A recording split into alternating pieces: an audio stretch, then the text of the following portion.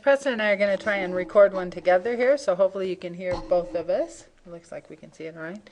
Okay, we're going to look at solving systems of equations by graphing.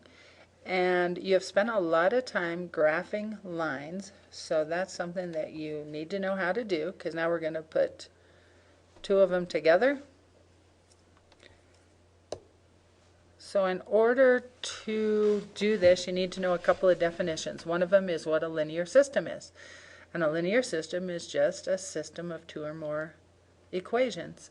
And in the book it shows like ax plus by is equal to c. Well, what form is that in? So you should recognize that as standard form. Now, you might not always have it in this form though. And if you had another one in standard form, you could have different coefficients. It would look like this. But it has to be any linear system, not just linear systems that are in standard form, just any two lines. And we're looking for what they have in common. So it could be that if they intersect in one point, that your solution is going to be a single ordered pair. So that means then if these two lines intersect here, you would have to give us the x and the y value of that point. All right. Well, it could also be, though, that two lines are not going to intersect. So then you would have no solution. And it could be that the two lines that you have are the same line. So then you would have all the points on the line. But that's what we're looking for. So you're going to have one of those three scenarios. On this system of equations, we want to graph each line one at a time, and then we want to look for their point of intersection. So the first one we're going to graph is 4x plus y equals 8. Since this one's in standard form, probably the easiest way to graph this line is just to find your x and your y intercepts. So 4x plus y equals 8. The x-intercept would be 2 because you substitute the 0 in for the y. The y-intercept, put a 0 in for the x, so the y-intercept would be 8. And then you just draw that line.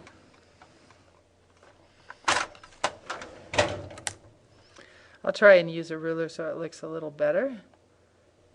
Oh, wow. That looks really That's impressive. good. Okay. The second line is 2x minus 3y equals 18. So we're going to substitute in again a 0 for the y to find my x-intercept. So your x-intercept would be 9 because 18 divided by 2 is 9. And then you want to substitute a 0 in for the x value to find your y-intercept. And so you'd have y would equal a negative 6 because 18 divided by negative 3 would be negative 6. Okay, so I've plotted both of those, and then we draw that line.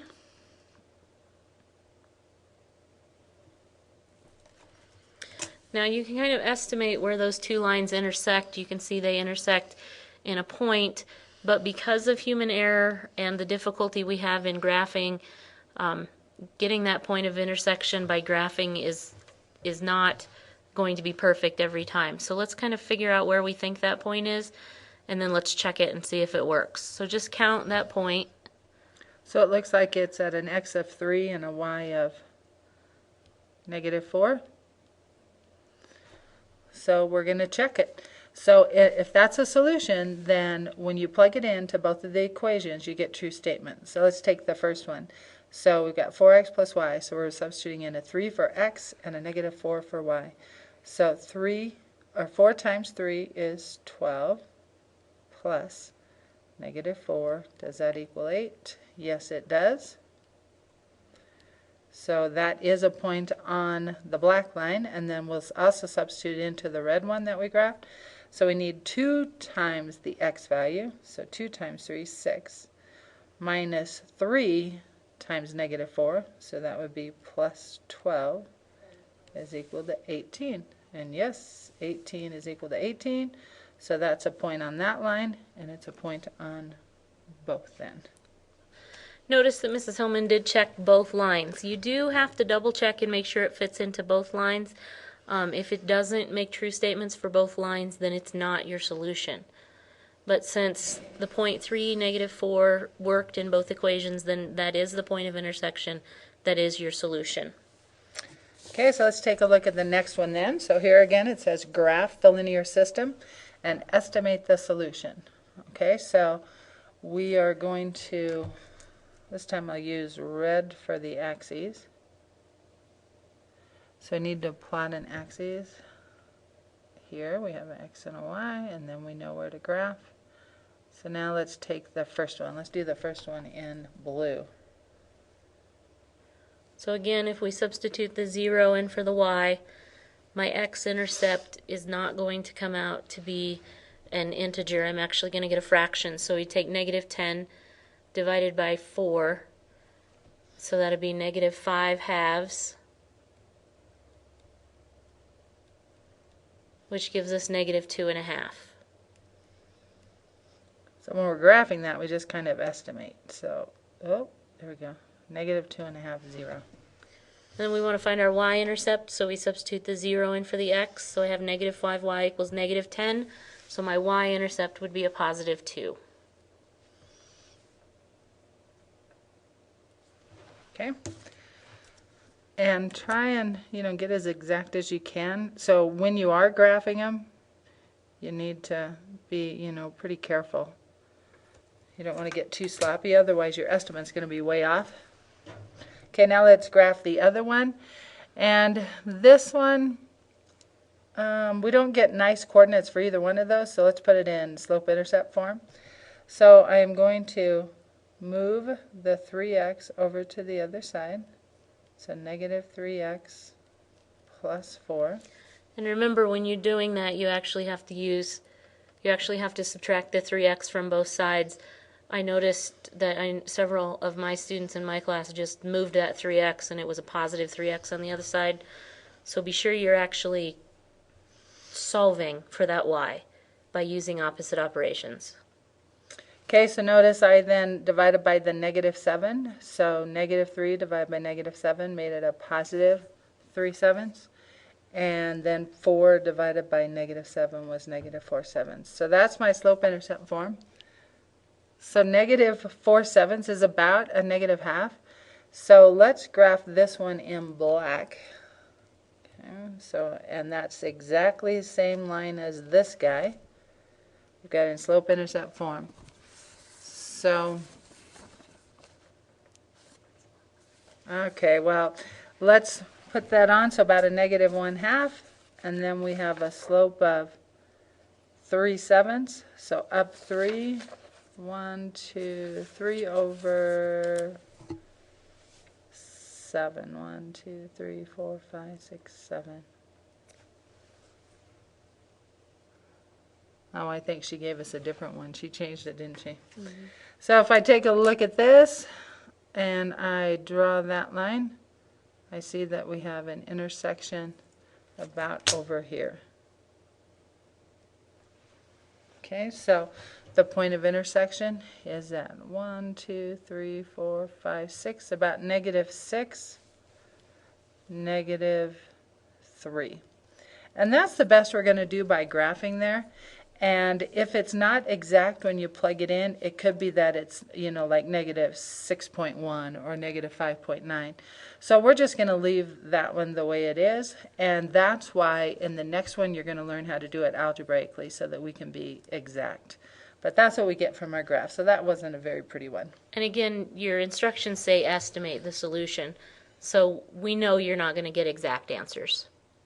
Okay. All right, let's go to the next one. Let's see what we have.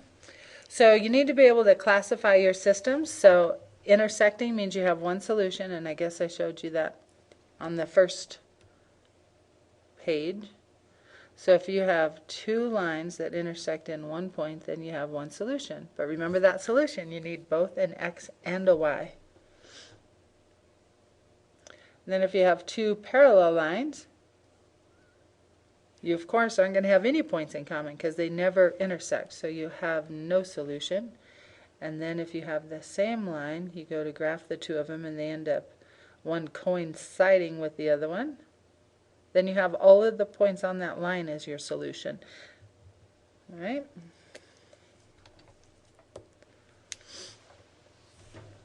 So this time we're going to go ahead and solve by graphing, and then we want to classify as intersecting, parallel, or the same line. And again, these two are in standard form, and looking at them I can tell that I'm going to get nice X and Y intercepts. So I'm just going to go ahead and find my X and Y intercept for each in order to graph. So on the first line I have 4x minus 3y equals 8. And I'm going to go ahead and find my x-intercept by substituting in the 0 for the y. And 8 divided by 4 is 2, so I get my x-intercept at 2.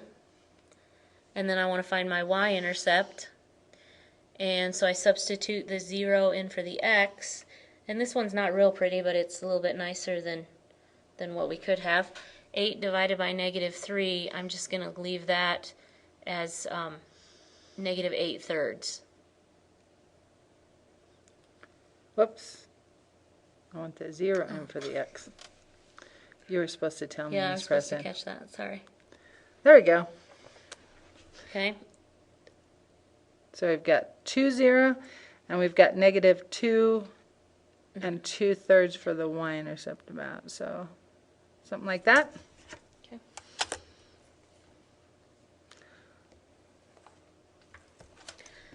Alright, so then I'm going to go ahead and find my x and y intercepts for the second line. We're going to do this one in red. So I've got my 0 in for my y to find my x-intercept. So 16 divided by 8 is 2, so I get an x-intercept of 2 again.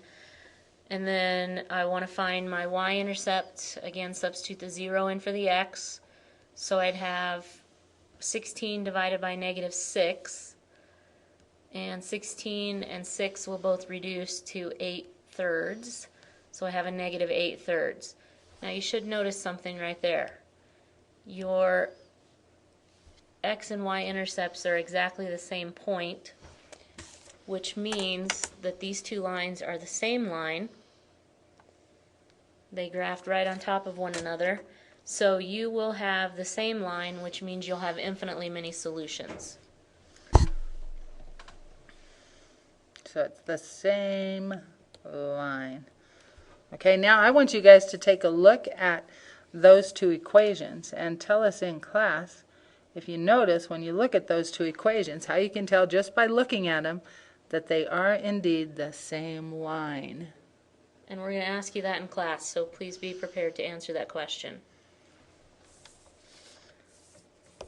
Unless we forget. Which is quite possible. Alright, we're going to do the same thing. We're going to solve the system by graphing, and then we're going to classify as intersecting, parallel, or the same lines. Let's graph these in slope-intercept form because it's easy to graph them that way, even though finding the x and y intercepts is going to be fairly simple also. So whichever one you like the best, but we'll model this other one in case some of you absolutely have to do it in slope-intercept form. So the first equation, 2x plus y equals 4. If I want to put that in slope-intercept form, again, you're actually solving for y, so you actually have to subtract that 2x from both sides. So you get y equals negative 2x plus 4. So if you're forgetting to change the sign when you move it over, stop it. You've got to figure that out. That's a big step. You need to make sure that you always change the sign if you move it across an equal sign. So at this level in Algebra 2, there's no excuse for not remembering to do that anymore. So like I tell my kids all the time, step it up a little bit. We're in Algebra 2. And again, those of you that are having trouble graphing lines using slope-intercept form, you need to get in, see your teacher for 5 minutes. That's all they need is 5 minutes to help you with this, and you'll have those lines graphed in no time.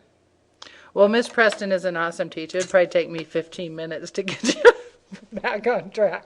So if you only want to spend 5 minutes, go to Miss Preston. If you want to spend more time, come see me. No comment. All right, on the second equation, we're going to solve that one for y in red. Again, you're moving the 2x, so you're subtracting it, so you get y equals negative 2x plus 1. So what's the y-intercept? The y-intercept is 1. Slope is negative 2. So if we make it a fraction, remember, it's negative 2 over 1. So down 2 over 1. And some of you might have noticed something right away, and maybe you don't even have to graph this one to give us our answer.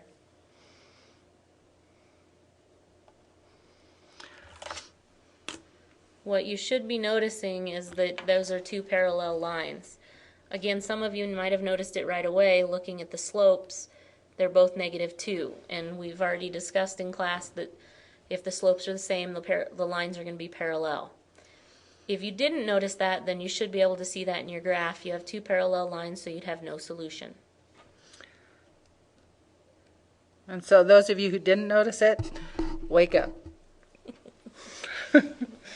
Okay, here's our next slide.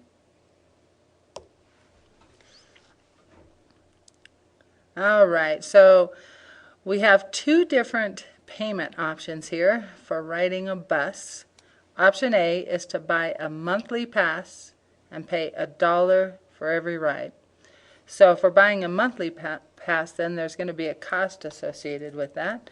So option A is pay $1 per ride and pay an initial fee of $30.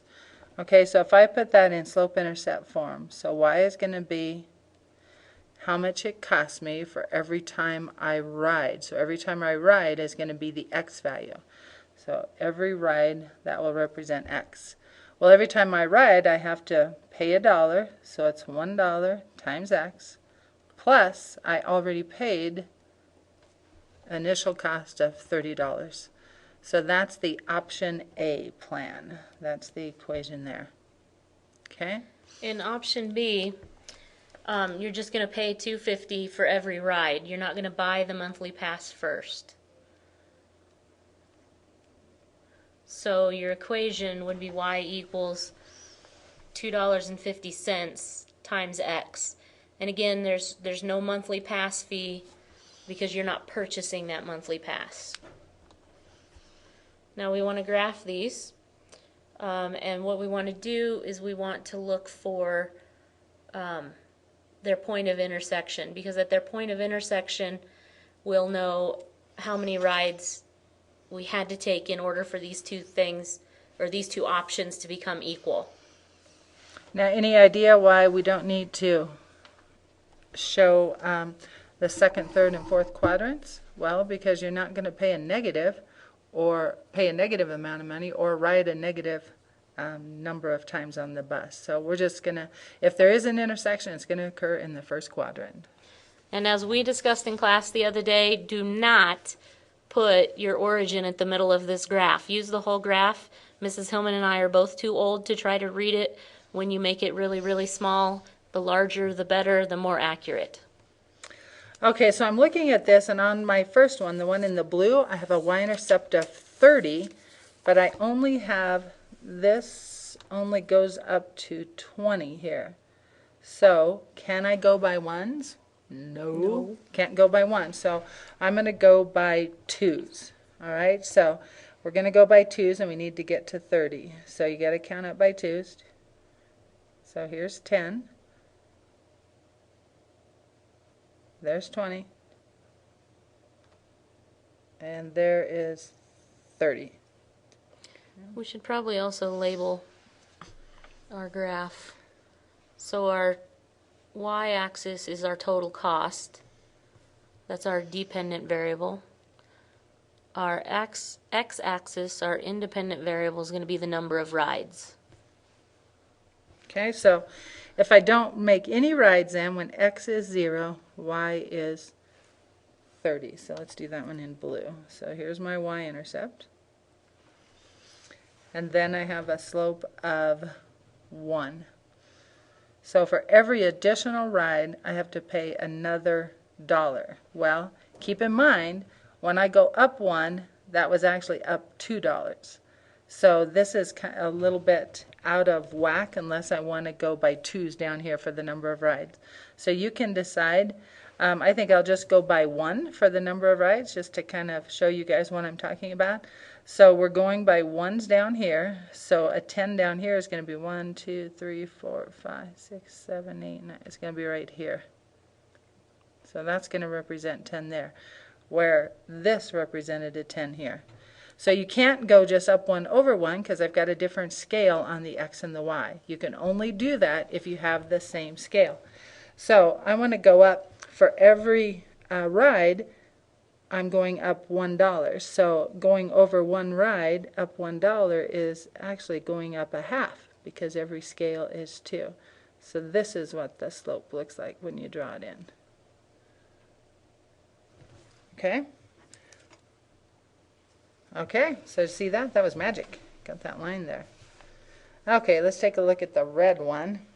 All right, so that one, let's do a couple of points. If you did not ride the bus at all, or whatever this is, yeah, the bus, you would not spend any money. So the point 0, 0 is going to be on that graph.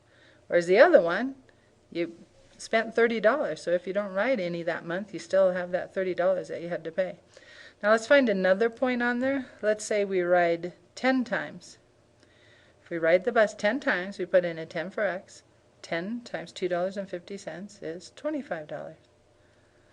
So 10 on the x, and then $25 for the y. So here's 21, so it's going to be right about there. I think we're going to meet outside here. So we are looking for, after how many rides will the total cost of the two options be the same? Well, you can't see my ruler here, but I can see that it's off of the graph, but it's meeting up. If I would draw it down, whoops, why is it not drawing? If I go down here and draw it down, it looks like this is where it's intersecting on the x. So after how many rides? I have to count over and see how many that is. So there's 10, 11, 12, 13, 14, 15, 16, 17, 18, 19, 20. So having enough graph paper is also a problem then when you're graphing these. So if you go off, then it's hard to figure out what it is. So here again is another reason why it's nice to have that algebra way of solving these.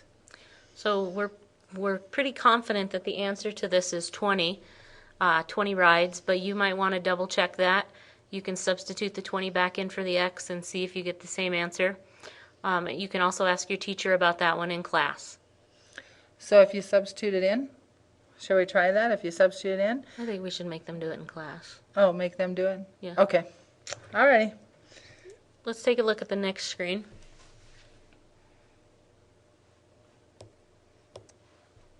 Here are some problems that we'd like you guys to try. We do expect you to have these completed when you come to class. And yes, they should be on graph paper. So those of you that have forgotten to bring your graph paper to school, you still have it at home, so that's kind of handy for you. Those of you that left it at school, you might want to see if you can phone a friend for some help and see if they can get you some graph paper. These 3 problems, again, should be complete when you come back to school. And you also need to describe them as intersecting, parallel, or the same line. So it's your turn. So now if you're looking at this screen waiting for us to give you the answers to the last 3 problems, we're not giving you those answers. You have to do those 3 problems and have them in class, and we'll have the answers for you in class. We'll see you soon. Bye.